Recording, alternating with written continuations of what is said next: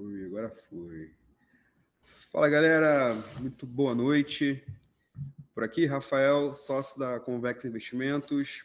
Para mais um bate-papo com gestores e analistas naquele objetivo, né, de trazer o mercado mais próximo, levar o mercado aí até vocês, para a gente poder conhecer mais produtos, conhecer mais classes de ativos, estratégias de investimento, deixar vocês sempre atualizados sobre o que está rolando aí no mercado. Então, hoje eu estou trazendo o Bernardo. Ele é, ou melhor, Bernardo, deixa a bola aí contigo para você se apresentar. Quem é você? E vamos embora, pode tocar. Isso aí, obrigado, Rafael. Uma honra estar aqui no programa de vocês aqui para falar sobre investimentos internacionais via BDRs, né? Estou lá no BTG Pactual Digital há 1 ano. Eu entrei no grupo pela revista Exame e portal Exame de Negócios, a Exame Invest. E mais tarde, em maio de 2021, o time todo migrou para dentro do banco para a gente prestar um serviço mais adequado para toda a clientela de varejo, né? B2B, B2C, os agentes autônomos, os escritórios, os private bankers, toda a rede do BTG Pactual Digital, né? E lá no banco tem sido um desafio bastante interessante, porque são 740 BDRs no Brasil para estudar, e a gente decidiu mapear, fazer um ranking por liquidez, né? Então, basicamente, a gente está acompanhando os 40 a 45 BDRs, dependendo da semana, que caem dentro de um grupo de R$ 1 milhão por dia de volume médio. Tá? Esse volume é média dos últimos 90 dias. Ou seja, quem que tem alguma liquidez aí que negocia R$ 1 milhão por dia para a gente poder acompanhar? Então, a gente tem uma planilha bem interessante, uma planilha em Excel, que é o BDR Guide, é um guia com esses 40 e poucos BDRs, usando dados do consenso de mercado do Bloomberg, né? Preço-alvo, potencial de alta ou de queda, quem mais subiu, quem mais caiu no ano, no mês e na semana, projeções de dividendo, dividend yield, ROE, que é o retorno sobre patrimônio líquido.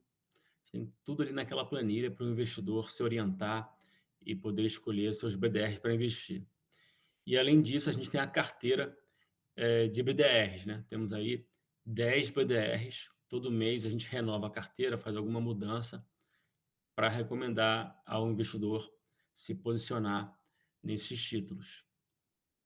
Nossos clientes, provavelmente vai ter gente que não é cliente nossa aqui assistindo, e já fica aqui o convite para clicar no link aqui abaixo, para me chamar aqui no WhatsApp, para a gente conversar e te apresentar mais sobre a Convexa. Mas nossos clientes hoje, Bernardo, eles já têm acesso semanalmente, a gente manda o BDR Guide. Cara, que o Stock Guide de ações era uma parada muito maneira, e eu acho que o BDR Guide já está seguindo também essa facilidade, a ferramenta é excelente, ajuda muito a gente a fazer o mapeamento, acompanhar os BDRs que estão até além da carteira recomendada.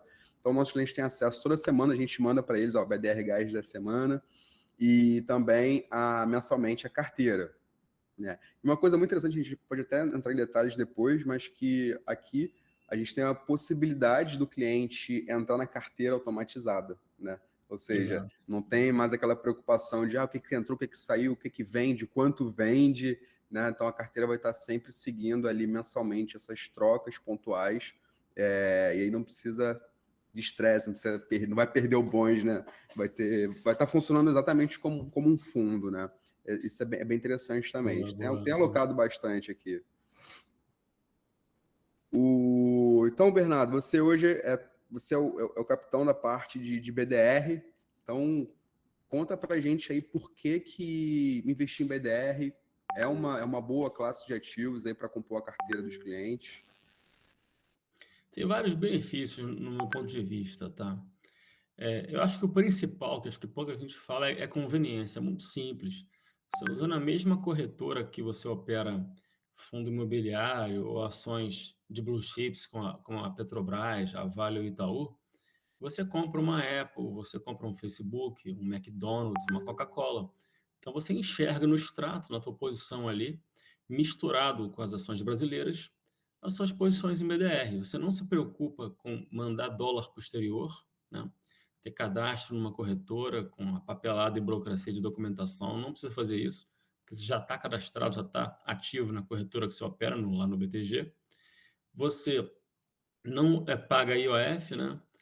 não paga aí 0,36%, se eu não me engano, de operações estrangeiras ao transacionar com ativos lá fora. Você não perde no spread do dólar, que corretora de câmbio te cobra ao te vender dólares, entre 1% e 2% sobre a taxa oficial do dólar. Então, você não tem que estar preocupado qual a taxa de câmbio naquele momento, naquele minuto que você está comprando os dólares para enviar lá fora, né? Você faz tudo isso em reais. O BDR ele é influenciado pelo dólar, mas você já opera em reais diretamente. Todas essas facilidades, se você tiver prejuízo em ações no Brasil, você pode compensar esse prejuízo para abater imposto de renda do BDR, né? Então, você está ganhando dinheiro lá nos BDRs, você usa o prejuízo que você teve nas ações aqui para diminuir o seu imposto de renda. Tem vários benefícios, no meu ponto de vista, investir em BDR, né? Acho que a maior desvantagem é a liquidez, né? Como eu falei previamente, dos 740 BDRs, a maioria absoluta não tem liquidez. É muito difícil você conseguir comprar BDR da Harley Davidson, conseguir comprar da Capri Holdings, que é dona da Michael Kors, da Versace. Quase não tem negócio alguns BDRs, né? Então, você vai colocar lá uma ordem um pouco maior, chutar aqui de 50 mil reais, 100 mil reais, você não consegue comprar. Não sai negócio, porque não tem volume, não tem liquidez. Então, se você tem uma conta aberta lá fora, o teu universo de possibilidades é bem maior, né? Acho que essa é a principal desvantagem, entendeu? Isso é importante, né? A liquidez é uma desvantagem, mas que já tem melhorado bastante de 6 meses para cá, né? Eu não lembro se BDR chegou a ser lote padrão a 100, mas eu lembro que chegou a ser 10 e hoje é uma unidade, né? Então, se quiser Hoje é uma comprar unidade, uma A B- unidade de Facebook, por exemplo, eu consigo. Isso. Antes não era, não. A B3 facilitou para o pequeno investidor. Então, você Era pode para comprar investidor aí. qualificado antigamente também, né? Há pouco tempo atrás, né? Foi setembro de 2020, né? Há 1 ano e 2 meses atrás, só quem tinha R$ 1 milhão em patrimônio financeiro ou era PJ, pessoa jurídica, fundo, poderia comprar BDR. Então, em setembro de 2020, a B3, junto com a CVM, flexibilizou essa regra para o pequeno investidor, qualquer um investir. Então, com R$ 80 hoje, você compra uma Apple, um BDR da Apple, né? Por R$ 60 você compra Netflix, um BDR da Netflix, e por aí vai. Ficou bem mais fácil. Boa. 2 ou 3 meses de assinatura de Netflix, você paga ali um BDR. É. E, aliás, a Interessante. Netflix é o BDR que mais bombou na nossa carteira. Depois a gente pode falar sobre isso. Legal, legal. Aprendeu bastante. Vamos falar. Tava nas máximas até pouco semana passada, né? É. O... A gente falou de BDR, cara, eu concordo com essa questão do dólar, né? De ficar enviando. Você falou de spread de 1 a 2% quando é barato, né? Porque a gente já pegou vários casos aqui mandando para o cliente que spread a 4, 5% que fica inviável no Nossa. final das contas. É. Então, facilidade até. A liquidez pode ser um ponto desse ponto negativo, mas acompanhando o BDR Guide, acompanhando ali o que está na carteira recomendada, acho que já mitiga muito esse fator negativo. E Uhum. de fato, o que é o BDR, Bernardo? Porque tem gente que vende como uma ação daquela empresa estrangeira, tem gente que é mais conservador e fala, não, isso aqui é só uma exposição. O que é o BDR, afinal de contas, cara? O BDR é um instrumento, ele é um produto bancário que replica um ativo lá fora. E a maior parte dos ativos são ações, né? Você tem BDR de fundo imobiliário, BDR de ETF, que são os fundos listados nas bolsas lá fora, ETF de biotecnologia, ETF de empresas sustentáveis, né? Só que a maior parte dos BDRs tem como lastro ações, né? Cotas de sociedade das empresas lá fora. Eu costumo dar muito um exemplo que é o contrário do BDR, que é o ADR. Então, a Vale, a Petrobras e a Gerdau, por exemplo, quando elas quiseram lançar ações lá nos Estados Unidos, elas não lançaram ações. Elas lançaram ADR, e o A é de American, né? American Depository Receipts, recibos de depósito americano, por vontade própria. Então, elas patrocinaram o lançamento de ADR lá na Bolsa Americana. Então, há décadas aí que Vale e Petrobras têm ADR tradando, negociando na Bolsa de Nova York, né? O BDR é o contrário. O BDR é de empresas são de empresas europeias, americanas, chinesas, né? Você tem Alibaba, Baidu, você tem empresas japonesas aqui também. Só que a maior parte dos BDRs no Brasil é não patrocinado, ou seja, não foi a empresa que quis, ela não fez uma oferta, ela não captou recursos, né? Ela não separou ações em custódia para jogar o BDR e lançar aqui junto com a B3 e a CVM. Os BDRs aqui no Brasil, 99% são não patrocinados. O que é isso? É uma criação, é um produto bancário. Bancos vão lá nos Estados Unidos, compram as ações, separam, fazem a custódia, e aqui eles lançam os BDRs. São os acionistas das empresas, né, são os bancos. Os bancos detêm as ações lá fora. Aí eles lançam um produto com uma equivalência à paridade, que é o BDR, né? Então você tem ações que, para ter uma ação equivalente lá fora, precisa de 50 BDRs, né? Para ter uma ação equivalente nos Estados Unidos, precisa de 10 BDRs. Então eles fazem a paridade, né, respeitando o lote que eles travaram lá com o custodiante lá nos Estados Unidos, e lançam esse produto. Você tem os mesmos direitos econômicos, vai receber dividendo na tua conta na corretora, né? Se a ação subir lá fora 10%, o BDR também sobe 10% aqui, né? Respeitando o câmbio, né? Lembrando que se o dólar subir, você ganha, vamos supor que o dólar suba 2% e a Apple suba 10% no dia, você vai ganhar 12%, né? E o contrário também é verdade, né? Se a ação subir 10% e o dólar cair 2%, você só ganha 8%. E além disso, tem o spread de comissão do banco. Como é um produto bancário, como é que esses bancos são remunerados pela criação do BDR? Eles ganham entre 0,4% e 0,5%. Então, num dado ano, se a Disney subiu 50%, o dólar subiu 10%, você vai ganhar 60%. Só que tem que tirar meio aí, 0,4% a 0,5%, que ficou com o banco como um FII, uma comissão, por ele ter lançado o BDR no Brasil. Tá? Por aí. Boa. Isso é importante, porque né, você compra um BDR de Apple, por exemplo, não quer dizer que você está comprando uma ação, né? Você está comprando um instrumento que está tendo, de fato, exposição ao ativo. Uma vez eu estava até fazendo um exercício aqui com o pessoal, falando sobre BDR, sobre até a carteira recomendada. Falei, cara, mas aí o dólar está lá em cima, mas também é Brasil, né? Sempre pode subir mais. E se cair, se subir, enfim, como que isso pode afetar, né? E a gente chegou à conclusão que você montando uma carteira de BDRs, seja pelo stock picking, seja pela carteira recomendada do BTG, é interessante olhar aquilo como se fosse um fundo de ação, sem hedge. E eu lembrei de uma coisa que a gente tem calls aqui com gestores de tempos em tempos, e a gente trocou ideia com uma gestora que fazia justamente isso, comprava ações lá fora, né, investia lá fora. A estratégia da casa era investir em ações americanas. E a gente perguntou, cara, mas aí, faz hedge? Tem a versão com hedge cambial? Eles falaram, não tem.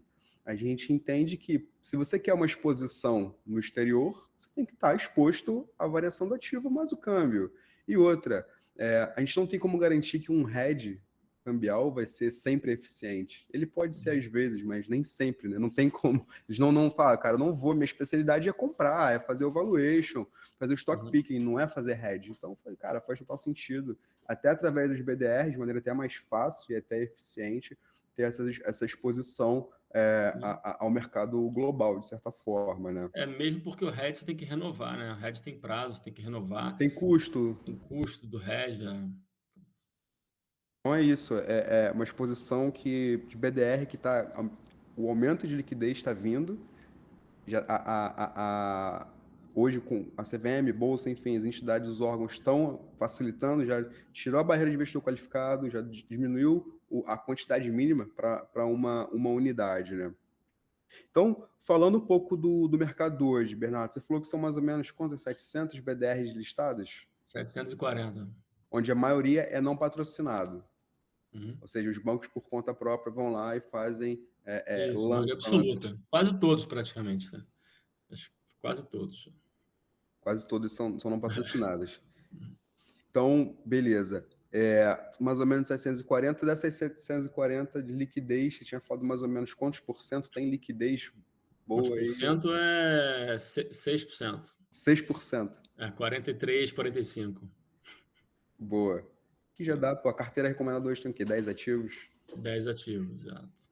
Fala um pouquinho da carteira, tá? O que, que tem na carteira, como que vocês fazem análise, escolhe por setor, além dos filtros de liquidez, de negociação e tudo mais. Carteira é um desafio gigantesco, Rafael. É muito difícil fazer essa carteira todo mês, cara. A gente chega na última semana do mês, dá aquele nervosismo, torcendo para um papel subir e não tirar, porque tem que achar um outro, né? E a gente tem que correr para fazer análise, estudar, aumentar os nossos conhecimentos sobre a empresa. Então, é uma combinação entre tema, entre notícias, news flow e valuation, né? Então, é muito difícil, assim, como a minha escola é fundamentalista, eu sou um cara bottom-up e de valor, né? Eu estudei Ben Graham, estudei Buffett, é muito difícil eu colocar um BDR com 50 vezes PL do ano que vem na carteira, sabe? Eu acho, assim, fico com uma sensação de que eu tô pagando muito pelo ativo, por melhor que ele seja. Então, tem muita ação aí, BDR bom de 30 a 40 vezes, que eu fico um pouco reticente em colocar, né, na carteira. Só que, de repente, a história é transformacional, está num negócio que está crescendo muito, ganhando share, inovando. O caso do Netflix. Netflix, eu fiquei bastante assim cético em colocar, a ação já tinha subido bem no início do ano. O BDR também a gente colocou, teve um segundo tri ruim, eu acho, quando divulgou o resultado em agosto, com menos assinantes do que o mercado projetava, o consenso. O BDR ficou, acho que, semanas caindo, parado. E agora, no terceiro tri, o resultado saiu em outubro, foi muito bem. A Netflix surpreendeu, né? Então, o BDR deu um rally gigante aí no mês de outubro, foi o principal ganho da carteira. E no finalzinho de outubro para cá, acho que na virada do mês começou a cair, logo depois do resultado, né? Então, o mercado começou a embolsar lucros ali. E tem papéis também que tem um PL menor, de baixo crescimento, a história do JP Morgan, né? Bancos têm PL entre 10 e 18 vezes, não passa muito disso, né? Pela própria dinâmica do uso do patrimônio, que o principal produto do banco é dinheiro, é caixa, né? Então, o patrimônio líquido de um banco, ele gera muitas dúvidas. Então, é um negócio mais arriscado. Então, ele gera um retorno sobre o patrimônio com o próprio dinheiro e não produtos, não serviços. Então, normalmente, bancos têm um PL baixo de serem negociados, são histórias mais defensivas, né? Ainda mais um banco que é o maior banco de investimento do mundo, né? JP Morgan, né? Com quase US$ 1 trilhão aí em créditos. Então, que está na carteira também. Então, a nossa carteira, ela é montada com uma direção só: como balancear, equilibrar e reduzir o risco para o cliente, né? Então, a gente mistura tecnologia, empresas disruptivas, que têm valuation alto, né? Que estão inovando, crescendo, que podem dobrar, triplicar em 1, 2, 3 anos. Só que a gente coloca também empresas mais defensivas, que pagam dividendo, recompram ações, que é o caso da Apple, né? É o caso do Facebook, que recompra ações também. É o caso da Chevron. Agora a Chevron está na carteira, né? A Chevron é uma das maiores petrolíferas dos Estados Unidos, né? Das super majors, só perde para a ExxonMobil nos Estados Unidos, e é a maior pagadora de todos os BDRs que a gente acompanha, paga 5% de dividend yield. Então, se você quer dividendo em dólar, você Isso vai que ter dá, é 5% em dólar. 5% em dólar. O BDR deu uma subida boa, agora está 4,5, 4 e alguma coisa o retorno de dividendo, né? Só que é uma empresa que surfa o aumento do preço do petróleo, a gente está vivendo a retomada econômica com o fim da pandemia no mundo todo, né? Os analistas do BTG estimam o preço do barril Brent entre 75 e 85 dólares por barril até o final do ano. Ano que vem deve ter uma queda, mas eu acho que eles vão revisar isso, porque o mundo está crescendo rápido, o inverno está chegando ferrenho lá na Europa, nos Estados Unidos, está faltando gás para aquecer as casas e residências. Então, o petróleo deve continuar em alta e a Chevron está indo muito bem. A Chevron foi uma aposta rápida, a gente colocou no dia 1º de outubro e já foi andando junto, correlacionado com o preço do petróleo. Então, a Chevron ela respondeu por um grande ganho, grande parte do ganho da carteira de outubro veio da Chevron, Chevron Netflix, foram os destaques, né? Falando assim, desse caso especificamente de Chevron, a gente tem lá fora, aqui a gente tem Petrobras e algumas outras menores, mas lá fora a gente está falando de Chevron, está falando de Shell, está falando de várias empresas grandes e conhecidas. No caso de a escolha de Chevron tem relação aos múltiplos melhores do que as outras, ou alguma coisa além disso? Pergunta boa. A Chevron me chamou a atenção pela primeira vez por estar na carteira da Berkshire Hathaway, que é a holding do Warren Buffett. O Buffett tem uma posição pequena lá, se eu não me engano são 2 bilhões de dólares. Ele é acionista, é uma posição pequena. Aí eu me interessei, deixa eu dar uma estudada nessa companhia. Ela é uma das empresas que está mais comprada na ideia de reduzir emissões poluentes e ir para um mundo é, é, é, que proteja mais o meio ambiente, com várias iniciativas de intensificação, low intensity carbon, né, que eles chamam, né, para reduzir o uso do carbono, com energias renováveis. Tem empresa que está gastando muito nisso, ela é muito preocupada, né, em reduzir as emissões dos poluentes, totalmente integrada, ela tem upstream, ela explora, desenvolve os poços, né? E ela faz o downstream também, ela distribui e refina, né? Ela vende os óleos, os combustíveis, né? A gasolina, diesel, no mundo todo, está presente em diversos países, é a maior produtora de petróleo da Austrália, então ela é uma empresa muito, uma governança muito boa, tá? Entre práticas de distribuição de dividendo, é uma empresa lucrativa, só que é bastante dependente do preço do petróleo, tá? É uma aposta em petróleo. Realmente, se o petróleo despencar, como aconteceu em 2020, a empresa tem prejuízo e a ação e o BDR não vão bem, vão performar mal. Só que de lá para cá, aconteceu o contrário. O petróleo quase quadruplicou, chegou na mínima de 18 dólares, se eu não me engano. Hoje bateu 80 dólares, superou 80 dólares, mais que quadruplicou. E o BDR está indo muito bem, está andando, está forte a Chevron, né? E petróleo é sempre um caso complicado, né? Que não é só a questão de combustível, né? Tem todos os derivados do petróleo que abastecem até a cadeia, né? Do agronegócio, por exemplo, desde do diesel, do trator, até questão de fertilizante e tudo mais, cara. Então, Nos meus 20 e poucos anos de mercado, eu nunca vi ninguém acertar preço petróleo, né? Então, vamos ver como é que vai ser isso aí. até na carteira. Tá na carteira porque é um hedge. Boa. Eu vejo tudo como um hedge, né? Se o Brasil for mal, você tem BDR.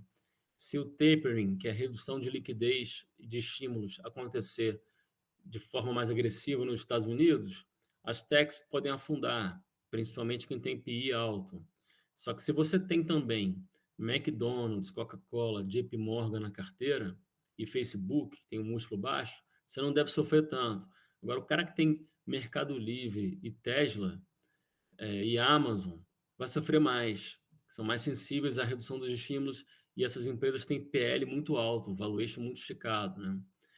A Tesla a gente não colocou na carteira, nunca teve, desde que começou em julho, pelo PL em torno de 100 vezes. Hoje está 150 vezes PL.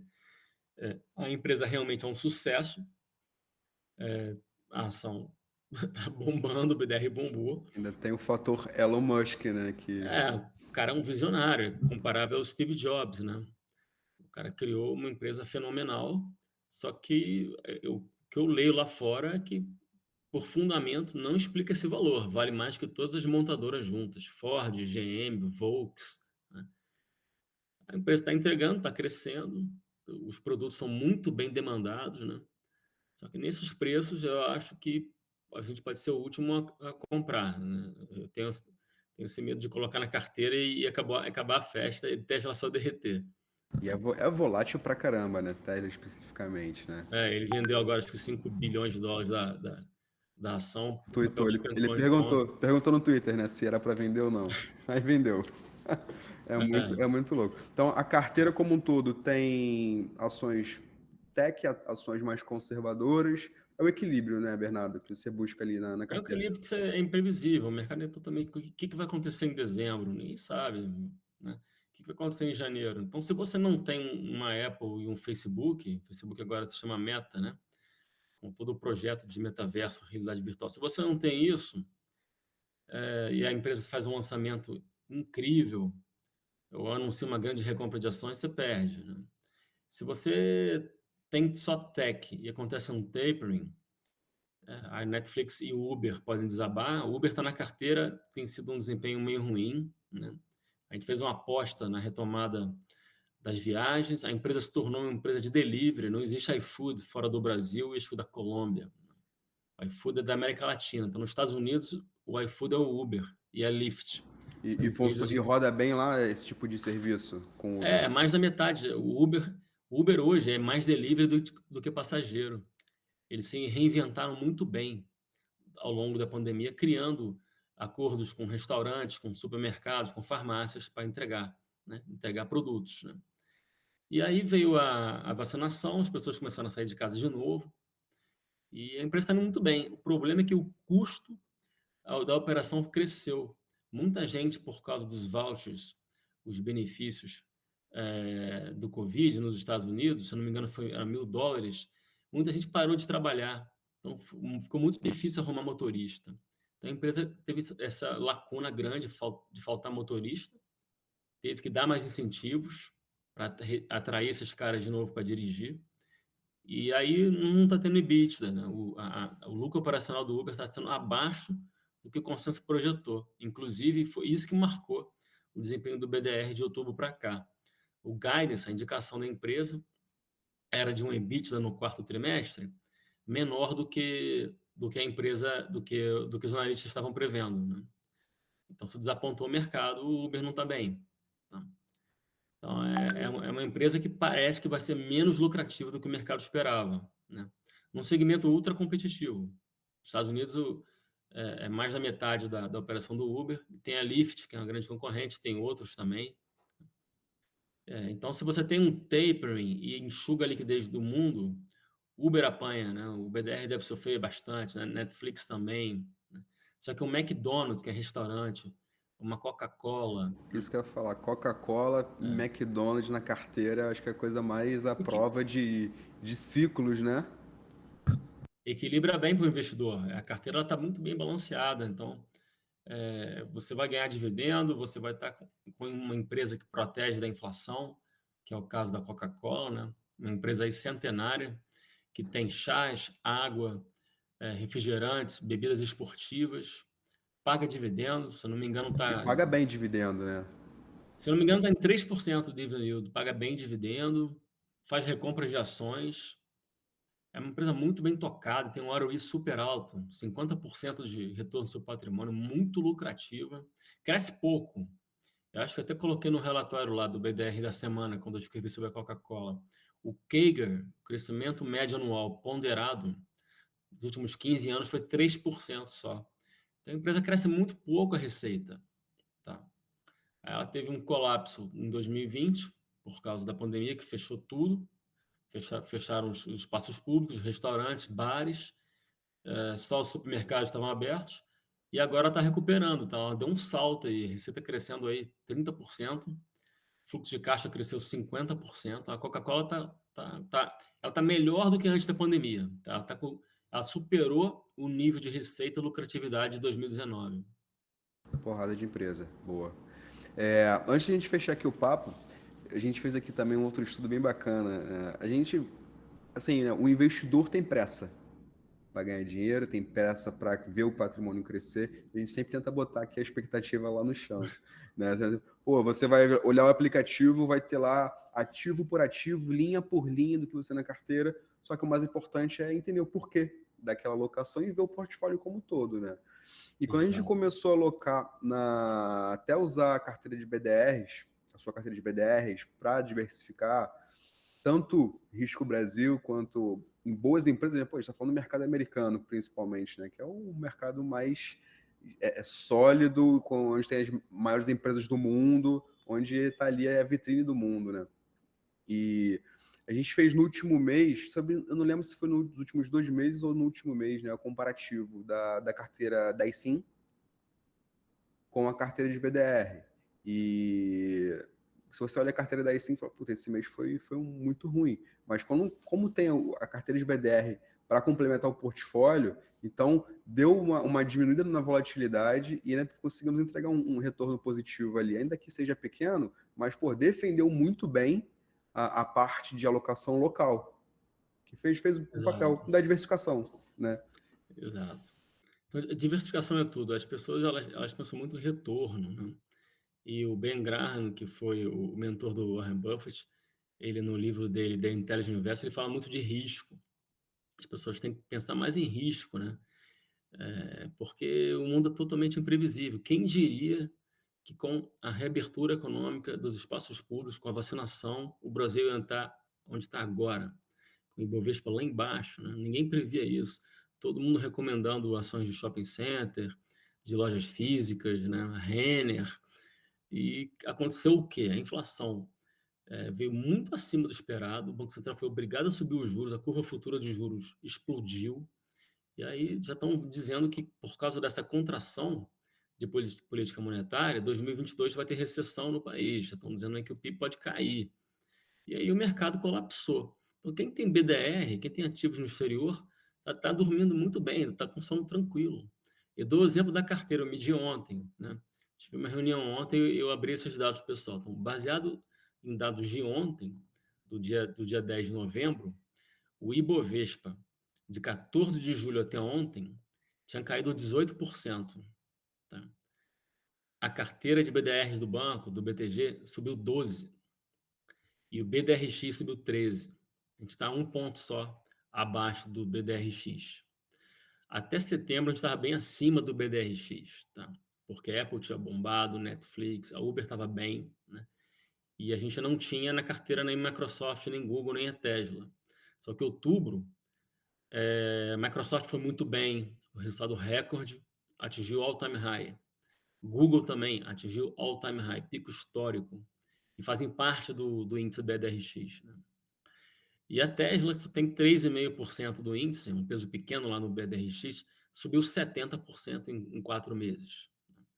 Então a carteira acabou perdendo um pouquinho do índice aí do BDRX. A gente estava ganhando até então. Mas você imagina, você está no Brasil investindo nas blue chips ou no BOVA11, no Ibovespa.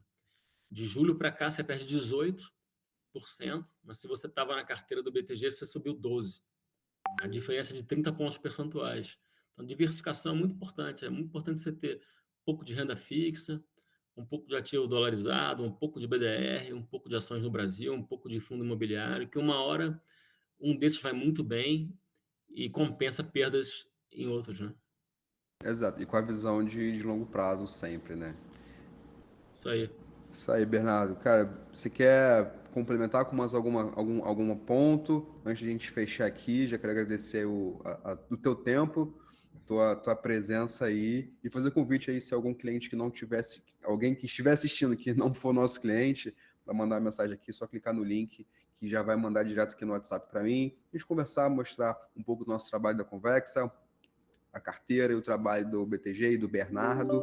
Fiquei à vontade. Você quer finalizar com algum recado aí Claro. bacana? Te agradeço bastante, Rafael, pelo convite aqui de participar. Eu gosto muito de vocês aí da Convexa no Rio. Sou carioca, né? Estou há 20 e poucos anos, fiz 21 anos em São Paulo agora, né? E convido a todos para acessar o site da Convexa, ser cliente do escritório e receber os nossos relatórios, né? O BTG tem um time fantástico de analistas e estrategistas lá, de renda fixa, de macroeconomistas, fundo imobiliário, ações small caps, ações de dividendo. A gente tem vários produtos, no meu caso, BDR. Aí, através da Convexa, vocês vão ter acesso aos meus relatórios, ao BDR Guide, que é um mapa de BDRs, né? A carteira mensal de BDRs, tudo aqui com a gente. Muito obrigado. Show de bola. A gente se fala em breve aí. Valeu, Fala em pessoal. breve. Obrigado pela presença Um grande e estamos abraço. à disposição.